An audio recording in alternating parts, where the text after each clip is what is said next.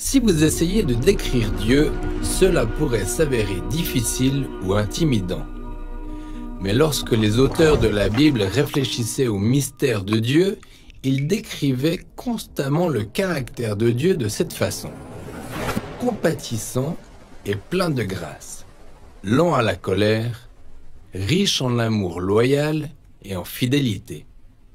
Nous allons étudier cette troisième expression selon laquelle Dieu est lent à la colère.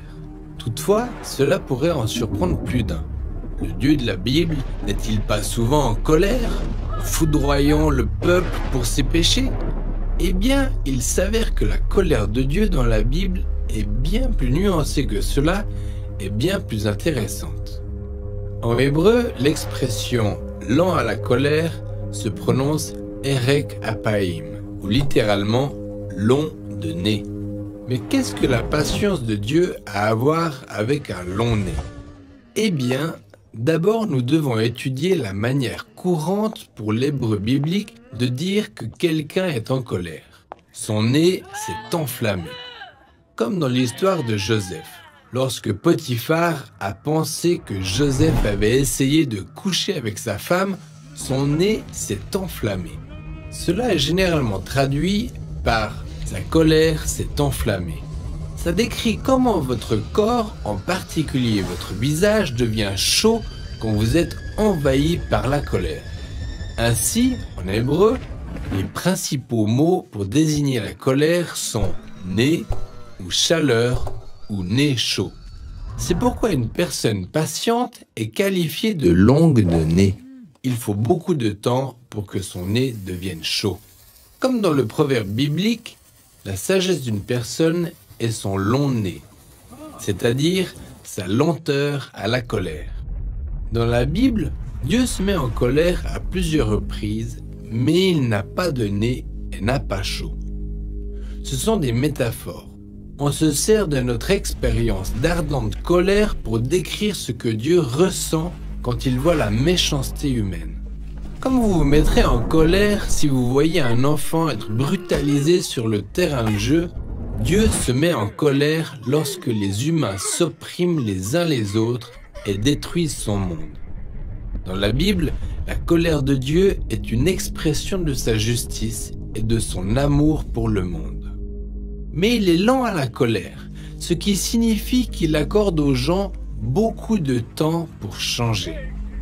Comme dans l'histoire de l'Exode, lorsque Pharaon asservit les Israélites et fait jeter leur bébé mâle dans les eaux, Dieu envoie Moïse affronter Pharaon. Et Pharaon avait 10 chances de laisser Israël partir librement.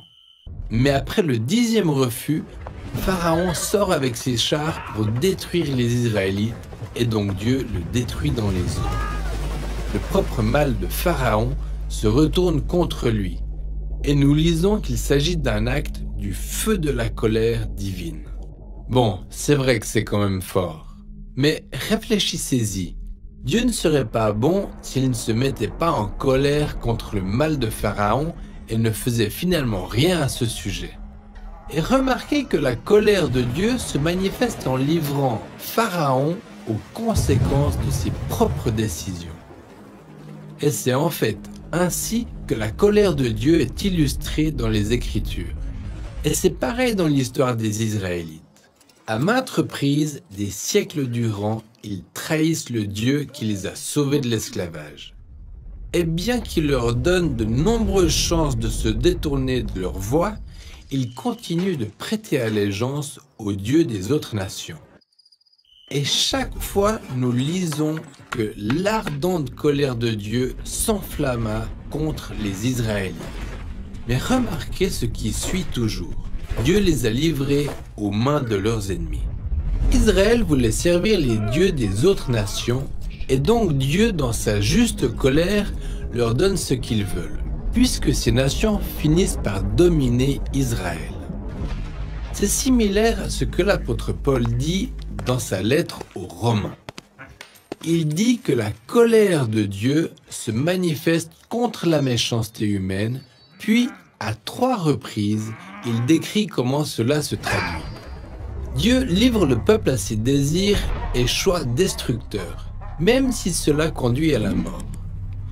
Paul dit également que Dieu est patient. Il donne au peuple le temps de revenir à la raison et de changer. Car rappelez-vous, la colère de Dieu est une réponse à la méchanceté humaine et elle est basée sur un trait de caractère ancré dans sa nature, sa compassion et son amour loyal.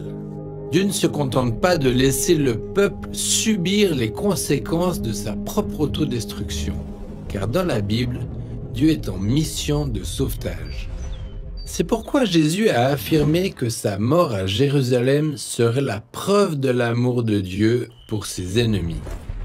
Il se substituerait à son peuple qui choisissait l'autodestruction et prendrait sur lui les conséquences de leurs décisions. Dans la vie, la mort et la résurrection de Jésus, nous voyons la colère de Dieu face à la méchanceté et son amour pour le peuple, qui œuvrent de concert afin d'offrir le pardon et la vie à une humanité perdue dans l'autodestruction. Donc la colère de Dieu dans la Bible est vraiment importante, mais l'histoire ne s'arrête pas là. Lorsque Dieu est en colère et exécute la justice, c'est parce qu'il est bon. Et dans son extrême patience, il élabore son plan pour rétablir les gens dans son amour. Et c'est ça le sens de l'expression « Dieu est lent à la colère ».